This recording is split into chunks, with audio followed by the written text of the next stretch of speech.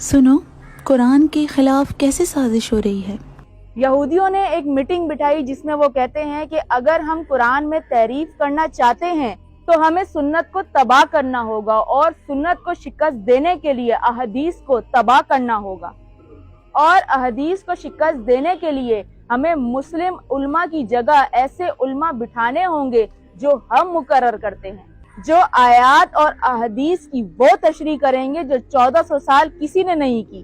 پھر لوگ مسلم علماء پر شک کریں گے، اور جب یہ سب جاری ہو رہا ہوگا تب ہمارا مقصد پایہ تکمیل تک پہنچے گا۔ اب غور سے سنیے گا اور خدا کے معجزات کو دیکھیے گا کہ یہ یہودی 1400 سال سے سازشیں کرنے میں ناکام رہے، اور انشاءاللہ یہ ہمیشہ ناکام ہی رہیں گے۔ جس نبی پاک کا کلمہ پڑھ کر ہم مسلمان ہیں، اس نبی پاک کا تذکرہ اللہ پاک نے توریت، زبور اور انجیل میں بھی کیا ہے، اور قرآن پاک اترا ہی محمد مصطفیٰ صلی اللہ علیہ وآلہ وسلم پر ہے۔ باقی کی 3 کتابوں میں یعنی توریت، زبور اور انجیل میں یہودیوں نے اتنی ایڈیشن کی ہے، لیکن قرآن پاک ایسا معجزہ ہے جسے کوئی نہیں بدل سکتا، اور یہ خدا کا وعدہ ہے کہ جیسے وہ ابابیل بھیج کر اپنے گھر کی حفاظت کرنا جانتا ہے، بالکل اسی طرح وہ اپنی کتاب کی بھی حفاظت کرنا جانتا ہے۔ سورہ حجرات ترجمہ: بے شک ہم نے ہی قرآن کو اتارا ہے اور بے شک ہم خود ہی اس کی نگہبان ہیں، کیونکہ ہر آنے والے نبی نے ہمارے نبی کی بشارت دی ہے۔ اسی وجہ سے شاید ہی دنیا میں کوئی ایسا مذہب ہو جس میں ہمارے نبی کا اس میں گرامی نہ ہو۔ اسی لیے کہتے ہیں کہ تحقیق کے دروازوں کو کھلا رکھو تاکہ دشمن تم پر حملہ نہ کر سکے۔ کیوں؟ کیونکہ دشمن نے تمہیں یہاں سے قتل کیا۔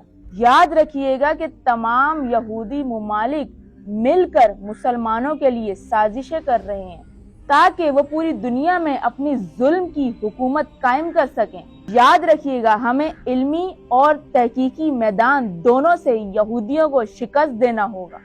اب آگے بڑھتے ہیں۔ جہاں جہاں ہمارے نبی پاک صلی اللہ علیہ وآلہ وسلم کا ہندو کتابوں میں تذکرہ آیا ہے کہ جیسے ویداز میں جہاں ہمارے نبی کا نام ہے، وہاں اہم کو الگ اور ات کو علیحدہ کر کے لکھا ہے تاکہ آخری نبی کا نام ان کی کتابوں سے نکالا جا سکے۔ اسی طرح ریسرچ کرنے پر معلوم ہوا کہ عیسائیوں کی کتاب بائبل میں جہاں جہاں رسول اللہ صلی اللہ علیہ وآلہ وسلم کا ذکر ہے، وہ کسی نہ کسی طرح خیانت کر کے ہمارے نبی صلی اللہ علیہ وآلہ وسلم کا نام نکال رہے ہیں، اور ہم مسلمان ہیں جو خواب غفلت سے بیدار ہی نہیں ہو رہے، لیکن دشمن بیدار ہے، اور بعض آیتوں میں نئے ایڈیشن کے ساتھ عیسائی اس کوشش میں ہیں کہ ہمارے نبی صلی اللہ علیہ وآلہ وسلم کا نام ان کی کتابوں سے نکالا جا سکے۔ توریت کا حوالہ جیوٹرونومی میں، اس میں کہیں جگہ ہمارے نبی کا ذکر آیا ہے۔ سنیے 33واں چیپٹر ورس 2، غور سے سنیے گا کہ کیا کہتا ہے۔ اس نے کہا کہ لارڈ آیا فاران کی پہاڑیوں سے۔ یاد رکھیے گا کہ فرحان نہیں فاران ہے۔ تو کیا کہتا ہے کہ لارڈ آیا فاران کی پہاڑیوں سے، اور فاران کہتے ہیں مکہ کو۔ اس کی دلیل اگر کوئی عیسائی پوچھے کہ فاران کیسے مکہ ہے، تو فاران ہی مکہ ہے اور مکہ ہی فاران ہے۔ اب اس کی دلیل کہاں سے دیں گے؟ بائبل کا پہلا چیپٹر ہے، 21واں چیپٹر کچھ اس طرح سے ہے۔ اب حضرت ہاجرہ نے اپنی آنکھیں کھولی تو سامنے چشمہ پایا، یعنی کنواں نظر آیا۔ پھر کہتا ہے کہ یعنی آپ نے جلدی سے پانی والا برتن لیا اور اسے بھر کر اپنے بیٹے کو دیا، اور وہ بچہ فاران میں پرورش پایا۔ اب کہاں ہے فاران؟ ذرا ہسٹری چیک کیجئے کہ حضرت اسماعیل مکہ میں تھے، یعنی کہ فاران میں تھے۔ اب ایک نشانی ثابت ہوئی کہ وہ لارڈ کہاں سے آیا، یعنی مکہ کے پہاڑوں سے آیا۔ پھر کہتا ہے کہ یعنی اس کا نور چمکا مکہ سے۔ اب دوسری بڑی نشانی کی طرف بڑھتے ہیں کہ وہ جب مکہ سے آئے گا تو اس کے ساتھ 10,000 کا لشکر ہوگا۔ اب غور سے سنیے گا کہ جب مکہ فتح ہوا تو ہمارے نبی صلی اللہ علیہ وآلہ وسلم کے ساتھ 10,000 صحابہ کا لشکر تھا۔ تو اب وہ تبدیلی کیا کر رہے ہیں؟ وہ 10,000 کو بدل رہے ہیں، کیونکہ یہ ایک حقیقی فگر ہے کہ مکہ میں لارڈ بھی ہے اور 10,000 کا لشکر بھی ہے۔ یعنی اس کتاب میں حضرت اسماعیل بھی ہیں اور ہمارے نبی صلی اللہ علیہ وآلہ وسلم بھی ہیں، اور یہ نشانیاں ہمارے نبی صلی اللہ علیہ وآلہ وسلم کی طرف اشارہ دیتی ہیں۔ اب سمجھے کہ تحقیق کیوں ضروری ہے۔ بائبل اصل میں ہیبرو یعنی عبرانی زبان میں ہے۔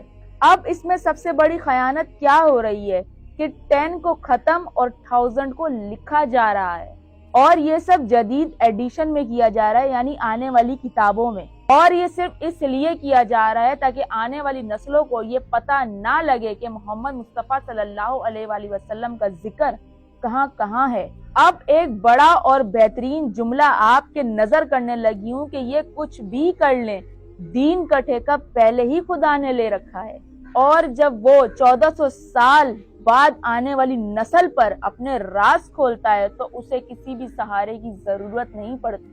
کیسے؟ چلتے ہیں حضرت نوح علیہ السلام کی طرف کہ حضرت نوح علیہ السلام کے زمانے میں آنے والے طوفان نے دنیا کا نقشہ ہی بدل کر رکھ دیا، اور ابلیس سمجھتا تھا کہ اب انسان ختم، لیکن یہ نہیں جانتا تھا کہ اللہ کی پلاننگ کے مطابق 18 لوگوں کی بستی سے دنیا دوبارہ آباد ہوگی۔ اور یہ سب جانتے ہیں کہ ہسٹری آف نوح سے، یعنی حضرت نوح علیہ السلام کے 4 بیٹوں سے مختلف ملک آباد ہوئے۔ تو یہاں سے معلوم ہوتا ہے کہ کوئی ہے جو نظام چلا رہا ہے اور وہ جانتا ہے کہ نظام کیسے چلانا ہے۔